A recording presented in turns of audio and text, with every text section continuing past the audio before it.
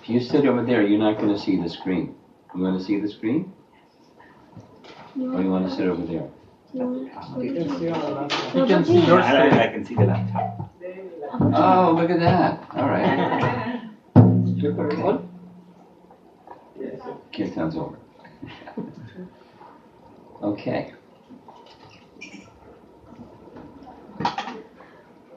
Well, I inquired a little bit about the makeup of the group here, and at least the plan is to discuss this evening the life of Queen Kunti, and then tomorrow 2 sessions beginning the prayers of Queen Kunti. Very wonderful section of Srimad Bhagavatam. So this is combining Mahabharata and Srimad Bhagavatam in one little package. How many of you have Srimad Bhagavatam in your home? Whoa. Okay, now, how many of you read it? Whoa. For those of you that would like to read more regularly, and those of you that don't have a Bhagavatam set, maybe you'll both be inspired to get a Bhagavatam set and to read it regularly. That's kind of like my mission here this evening. Of course, along with sharing Krishna Katha. In the first canto, Srimad Bhagavatam, chapter 7 is the first place where Sutta Goswami starts speaking Krishna Katha directly, because up to that point, the first 3 chapters is a summary of the entire Srimad Bhagavatam in the form of 6 questions, 6 answers. After hearing that summary, the sages, headed by Shaunaka, they ask Sutta, how did Srimad Bhagavatam appear anyway? And so there's 3 chapters plus explaining how the Bhagavatam appeared. And it ends with Narada Muni giving the instruction to Vyasadeva to meditate in complete trance upon the personality of Godhead Krishna. And when he experiences during that trance, that realization of Vyas is to be the text of Srimad Bhagavatam. So there are several verses that describe his trance and what he saw. Then it says he taught it to Shukadeva. And then the sages say, oh, wait a minute. Shukadeva was already perfect. Why do you have to go study something if he's already perfect? And Sutta says, that's the nature of the Srimad Bhagavatam. It's for souls that are already perfect. Atmarama is the Sanskrit phrase. And those that aren't perfect. There's another verse. Janata Agha Viplava means persons who are sinful. It creates a revolution in the impious lives of people at the bottom of the barrel. It's for people at the very, very top of spiritual attainment, and that means it's for everybody in between, for all of us. And it's made up of topics of Krishna exclusively. Okay, that was the realization of Vyas. That was the instruction of Narada. And so the sages say, wow, Krishna Katha. Give us a big supply of Krishna Katha, please. Because that's the essence. And the first thing that Sutta speaks about is the Pandavas. And Prabhupada asks the question, the purport, why the Pandavas? See, they wanted Krishna Katha. And he's speaking about the Pandavas. And the answer is, the Pandavas are inseparable from Krishna. the Pandavas are inseparable from Krishna. So speaking about the Pandavas, you're speaking about Krishna, because in the heart of the Pandavas is Krishna, and Krishna is in the heart of the Pandavas. So, and the Pandavas are in the heart of Krishna, and Krishna is in the heart of the Pandavas. Speak about Krishna, you speak about the Pandavas. Same Queen Kunti. So we're going to hear this evening about the life of Queen Kunti, but it's not just a biography, it's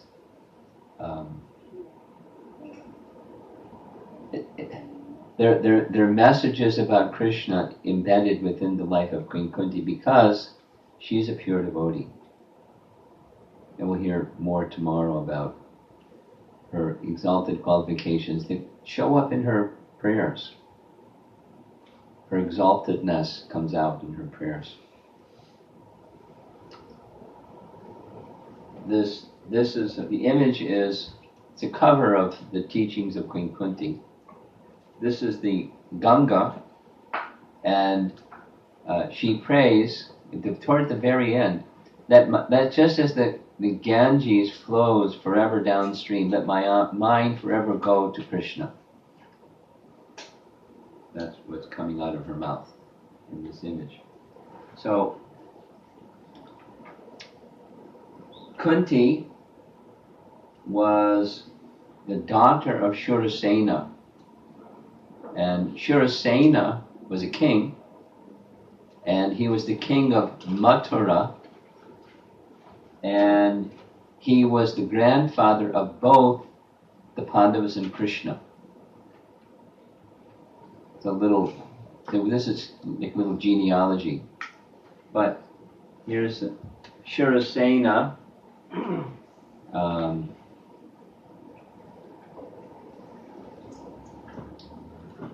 And Parjanya, they were in the Vrishni line.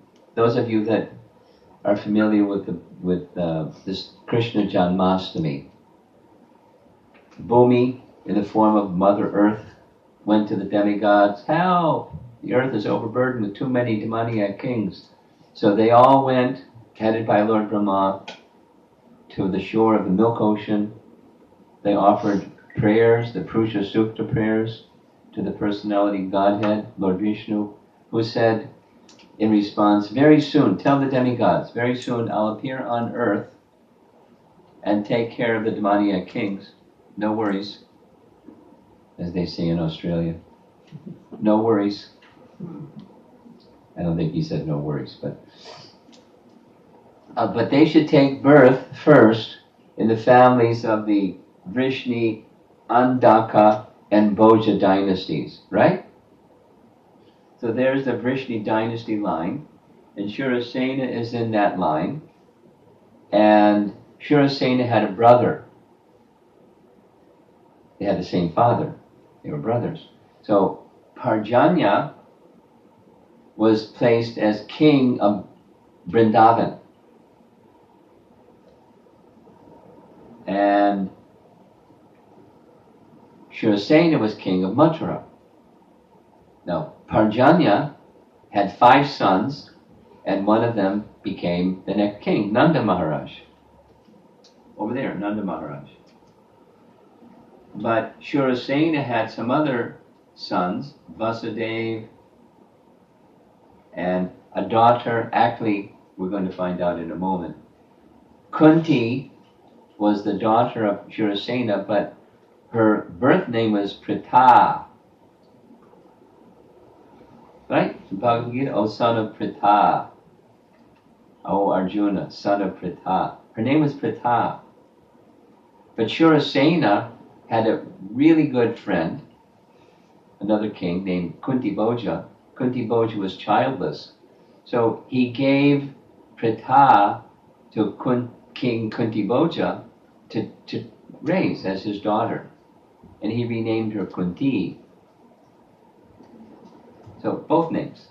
Kunti was Pritha, same person, and the daughter of Shurasena.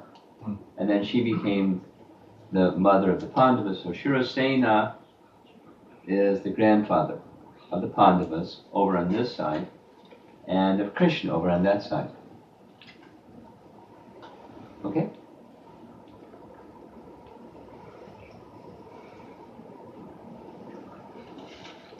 Now here's some general descriptions of the life of Queen Kunti, largely coming from the teachings of Queen Kunti, the preface to that book, or the introduction to that book.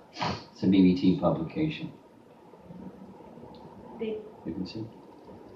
The tragic and heroic figure of Queen Kunti emerges from an explosive era in the history of ancient India as related in the Mahabharata, India's grand epic poem consisting of 110,000 verses. Kunti was the wife of King Pandu and the mother of the 5 illustrious sons known as the Pandavas. She was also the sister of Vasudeva. They had the same father, Shurasena. And so Vasudeva and Kunti were brother and sister. This describes her father, Shurasena, when she was just a small baby, became entrusted to Kunti Bhoja to raise, and he renamed her Kunti. The Mahabharata relates that Kunti was, quote, gifted with beauty and character. She rejoiced in the law or dharma and was great in her vows. She also possessed an unusual benediction. What's that? Well, in Kunti Bhoja's house one time, who would visit but Durvasa Muni? And everyone was afraid, oh, Durvasa Muni. But Kunti was just a sweet girl, and she just served Durvasa Muni so nicely, because Durvasa Muni is a partial incarnation of Lord Shiva. It's a long story. Atri and Anasuya received a benediction that they would have partial incarnations of Lord Vishnu, Lord Shiva, and Lord Brahma. So Dattatreya was the partial incarnation of Lord Vishnu, and Durvasa was their son, and he's the partial incarnation of Lord Shiva. And one of Lord Shiva's names is Ashutosh, which means he's easily pleased and easily angered. And when he gets angry, oh, look out. But when he gets pleased, fantastic. So he was so pleased with Kunti's service, he offered her a benediction because he was a great sage. He knew that in the future she would have difficulty having children with her husband. And so he gave her a very unusual benediction. Here's a special mantra. It's a secret mantra. And you say this mantra and call the name of any demigod, and they'll come at once and they'll help produce a child. And then Durvasa Muni left. She's a young girl. She was a very young woman. Very curious. What about this mantra? So she uttered the mantra. And she called the name of Surya, the sun god. And there he was. As a matter of inquisitiveness, she at once called for the sun god who desired couplement with her, but she declined. But the sun god assured her immunity from virgin adulteration, and so she agreed to his proposal. As a result of this couplement, she became pregnant. And Karna was born by her. Now, it was one of those very special arrangements. The pregnancy and the birth of Karna happened practically simultaneously. Similar to how Vyasa was born when Vyasa was the son of Parashara Muni, and what was the mother's name? Satyavati. He was born like boom, in a full-grown adult stature. But in this case, Karna wasn't. Karna was born as a little baby, and she was quite amazed. He was born with golden earrings and golden armor across his chest, and eyes that resembled a lion, and shoulders, even as a newborn baby, were broad and strong. So, the son of the sun god, Surya. Although the deity had assured her that she would remain a virgin, who would believe it? How could it ever be acceptable for a maiden, an unmarried woman, to have a child? So, what to do? She was very perplexed. So she started praying to the Supreme Lord, what to do, what to do. Now there's later on, this is Mahabharata mixing in, later on Parshuram explains the previous life of Karna. Would you like to know the previous life of Karna? Yes. According to Mahabharata, according to Parshuram? Well, it's not a pleasant story. He was an asura named Dambodhava. Dambodhava underwent severe austerities, worshipping the sun god. And after years and years and years of severe austerities, the sun god appeared before him and said, "My dear son, what would you like? I have come to offer you a benediction." He said, "I want immortality." And Surya said, you can't be immortal because everything that's born must die. Try something else. So Damodbhava had a whole series of desires. If you can't give me immortality, then I would like you to create for me 1,000 coats of armor that are impenetrable by any weapon. And for anyone to defeat me, they would have to first undergo austerities for 1,000 years. And after the 1,000 years, they could remove one of the 1,000 coats of armor, but then they would die.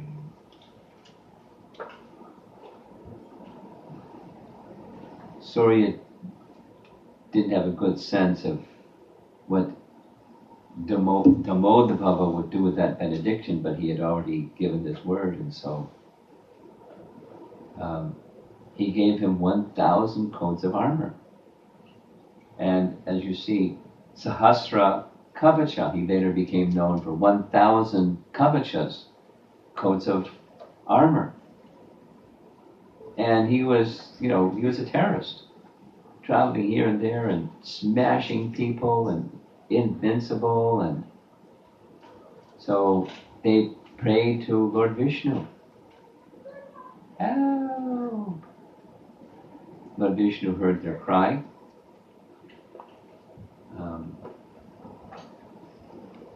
What's explained is they approached the wife of Dharma. Demigods approached the wife of Dharma, who was her name was Murti, and she was the daughter of Daksha, and she prayed to the Supreme Lord, "Please help these this Sahasra Kavacha is too much. He's terrorizing everybody." So the Supreme Lord said, I'll appear as your son, but I'll come as twins. So he appeared as Narayana, as twins. And the twins, to fulfill the promise of Lord Vishnu, they approached, or Nara approached Sahasra Kavacha and challenged him to battle. And Sahasra Kavacha said, "Whoa, you don't know who I am? I'm Sahasra Kavacha. I'm undefeatable." And Nara said, "Stop bragging. Let's fight." And he just challenged him and rushed him, and so battle, but he said, "My brother." He said, the Sahasra Kavacha said, "Don't you know that only someone can defeat me who has undergone 1,000 years of sacrifice?" Nara said, "My brother Narayana has done that already. For 1,000 years he's engaged in austerities. And all of the power of his austerities are going to me." He said, "Oh, but you're a different person." "No, all the austerities are going to me." So in the battle, he defeated Sahasra Kavacha. One of his sets of armors fell off. And it looked like Nara was dead. But Narayana came and just revived him with a mantra. And then he went off to do austerities. And in this way, it's a long narration, but 999 of the 1,000, leaving one remaining, were gone. And Sahasra Kavacha then became really worried, so he went again to the sun god and sought shelter for protection. And the sun god said, "Your purposes aren't very good, but I've given my word, and so I'll help you."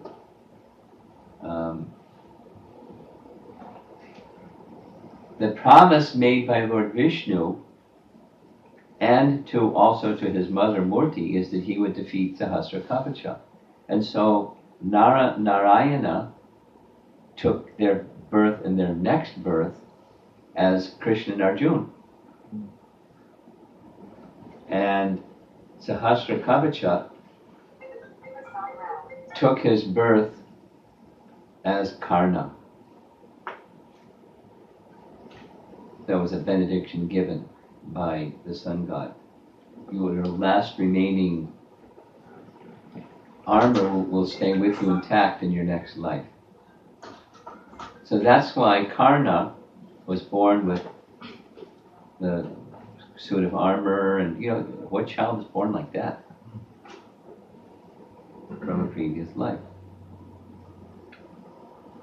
So with a very disturbed mind, Kunti didn't know what else to do. The sun god and Supreme Lord will have to protect this child. And so